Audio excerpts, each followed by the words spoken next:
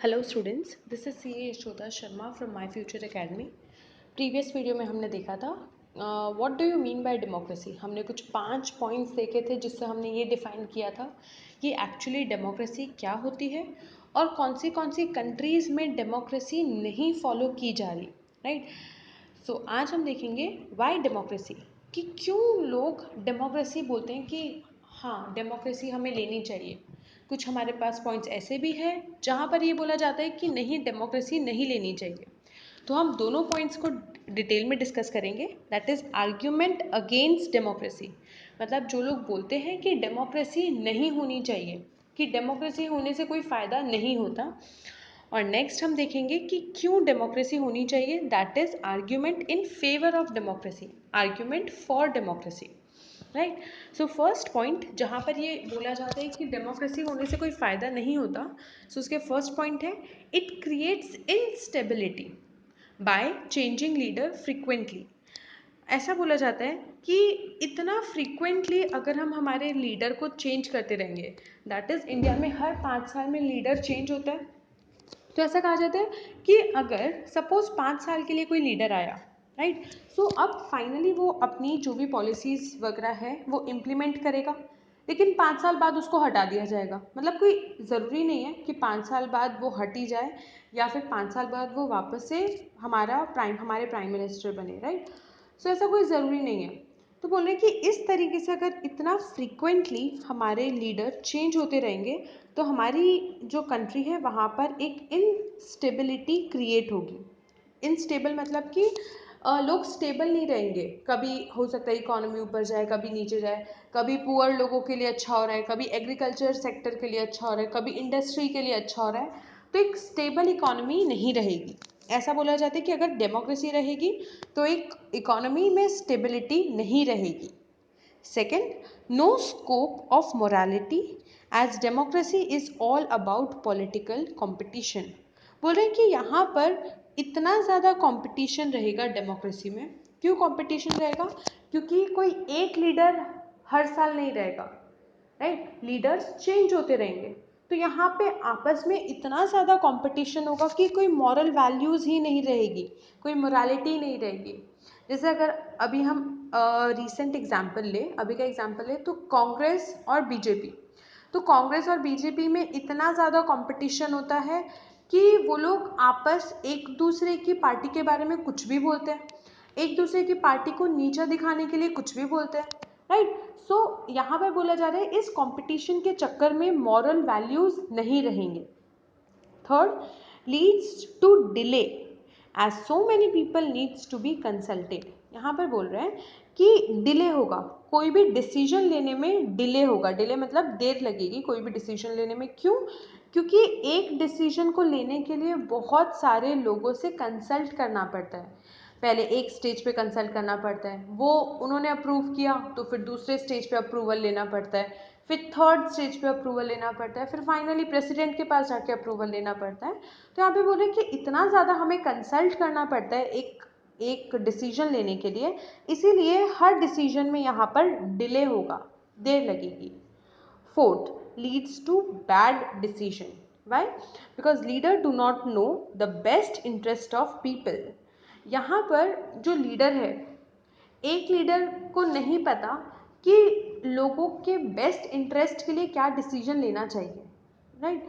सो वो क्या सोचेगा कि अब मुझे नेक्स्ट ईयर भी ये पोजीशन पे रहना है, मुझे नेक्स्ट ईयर भी पीएम की पोजीशन पे रहना है, तो मैं ये नहीं देखूंगा कि लोगों के लिए बेस्ट इंटरेस्ट के लिए क्या है, मैं ऐसा कुछ करूंगा ताकि मेरी ये पोजीशन नेक्स्ट 5 years के लिए भी मेंटेन रहे, राइट। सो इसीलिए यहाँ पर बोला गया है लीड्स टू बैड डिसीजन। लोगों के हित के लिए डिसीजन नहीं लिए जाते और जिससे वो डिसीजन बैड डिसीजन प्रूव होते हैं। Next, lead to corruption as it is based on electoral competition. जैसा कि हमने कंपटीशन की बात यहाँ पर भी की कि यहाँ पर पॉलिटिकल कंपटीशन है, वैसे ही हम यहाँ पे बोल रहे हैं कि इलेक्टोरल कंपटीशन है, इलेक्शन के लिए कंपटीशन होता है, इसीलिए यहाँ पर हो सकता है कहीं ना कोई स्टेज पे करप्शन आए। करप्शन मतलब आप किसी को पैसा देके अपनी पोजीशन लो। तो ऐसा भी बीच में आया था कि भाई इलेक्शन के टाइम पे ये जो इलेक्शन मशीन है जिसके अंदर हम वोट डालते हैं उसको ही खराब कर दिया जाता है ताकि एक पार्टी ऑटोमेटिकली जीत जाए। तो इस तरीके की बहुत गंदी गंदी पॉलिसीज़, गंदी गंदी ट्रिक्स एक पार्टी चूज़ करती है अब खुद जीतने के लिए, राइट। सो करप्शन मतलब कि आप किसी को पैसा दो, आप किसी को घूस दो, जो ब्राइब की बात होती है। सो ये सारी चीज़ों का इस्तेमाल होता है एक कंपटीशन को जीतने के लिए। Ordinary people do not know what is good for them. They should not decide anything. यहाँ पर जो ऑर्डिनरी पीपल है, जैसा कि किसी के पास भी राइट है कि वो इलेक्शन में खड़े हो सकते हैं, हर किसी के पास राइट है। तो यहाँ पे बोल रहे हैं कि सपोज कोई ऐसा इंसान इलेक्ट हो जाता है जो एक बहुत ही ऑर्डिनरी है, जिसको सबके इंटरेस्ट का नहीं पता कि किसके लिए क्या अच्छा होगा। अगर वो सिलेक्ट हो जाता है तो वो हमेशा खराबी डिसीजन लेगा। ऐसे लोगों को अलाउ नहीं किया जाने देना चाहिए, क्योंकि वो खराब डिसीजंस लेंगे जो कि हमारी इकोनॉमी के लिए, हमारे पीपल के लिए खराब प्रूव हो सकता है, राइट। सो ये सारे पॉइंट्स हैं जो कि बोलते हैं कि हम डेमोक्रेसी के अगेंस्ट में हैं। क्यों अगेंस्ट में है? क्योंकि इट क्रिएट्स इंस्टेबिलिटी,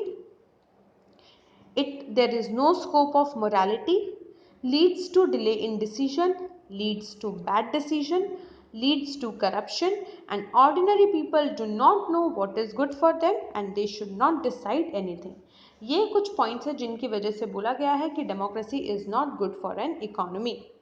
अब हमारे पास अगर कुछ बैड पॉइंट्स है, कुछ अगेंस्ट में पॉइंट्स है, तो हमारे पास डेफिनेटली कुछ फेवर में भी पॉइंट्स है।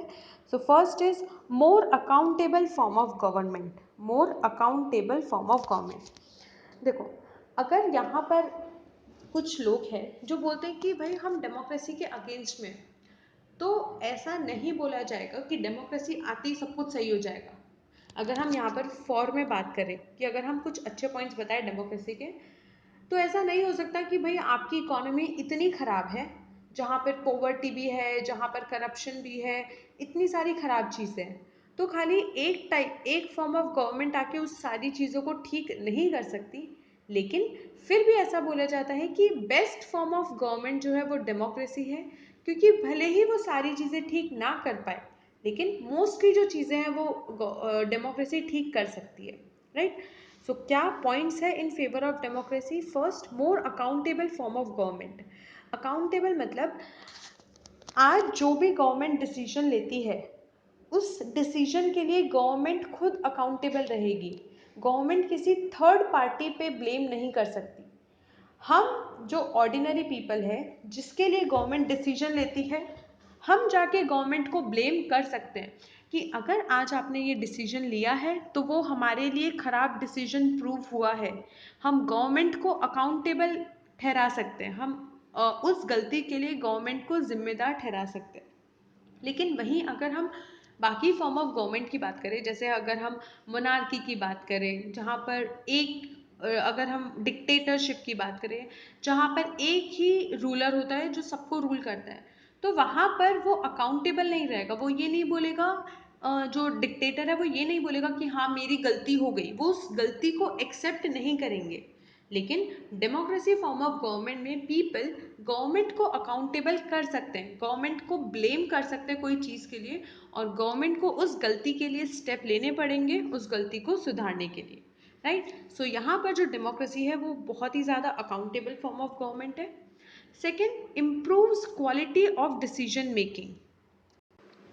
अब यहाँ पर जैसे हमने ऊपर एक पॉइंट पढ़ा कि एक डिसीजन लेने के लिए बहुत सारे पीपल से कंसल्ट करना पड़ता है, बहुत सारे डिपार्टमेंट्स, गवर्नमेंट के डिपार्टमेंट से कंसल्ट करना पड़ता है। तो ये एक पॉजिटिव पॉइंट भी है। क्यों? क्योंकि एक सपोज कोई डिसीजन लेना है तो उसके लिए हम बहुत सारे लोगों से कंसल्ट करेंगे। तो हर डिपार्टमेंट, हर जो हायर अथॉरिटी है, वहाँ पर हमें उस डिसीजन में क्या खराबी है या हम उस डिसीजन में और क्या इम्प्रूवमेंट कर सकते हैं, वो हर एक डिपार्टमेंट बताएगा। तो भले ही उस डिसीजन में टाइम लगे, एक डिसीजन लेने में टाइम लगे, लेकिन अगर हम इतने सारे पीपल से कंसल्ट करेंगे तो वो डिसीजन की क्वालिटी इम्प्रूव होगी, वो डिसीजन जो हमारा होगा वो इम्प्रूव होगा। Next, provide method to deal with differences and conflicts. आज हम अगर इंडिया की बात करें तो इंडिया में बहुत ज़्यादा डिफरेंसेस है। कहाँ पर डिफरेंसेस है? अलग अलग कल्चर है, रिलीजन है, अलग अलग टाइप के पीपल है जो अलग अलग लैंग्वेजेस बोलते हैं, अलग अलग रेस है। तो यहाँ पर अगर हम इंडिया की बात करें तो बहुत ज़्यादा हर जगह पे डिफरेंसेस है, राइट।